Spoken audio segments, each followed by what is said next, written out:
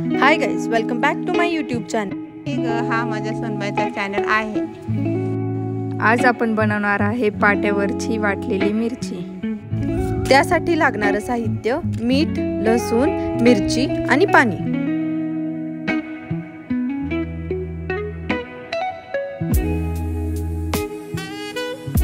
आता आपण हे सगळं एका पाट्यावरती वाटून घेऊयात। इथे माझी आजी बोलण्याचा प्रयत्न करत आहे, पण आवाजच कॅमेरापर्यंत पोहोचत नव्हता।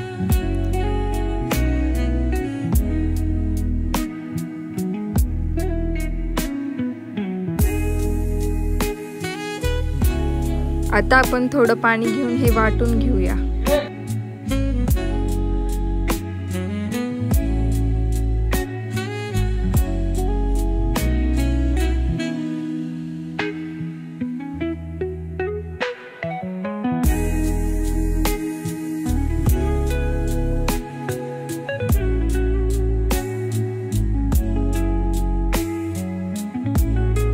आता ही मिरची एकदम बारीक वाटून घ्यायची।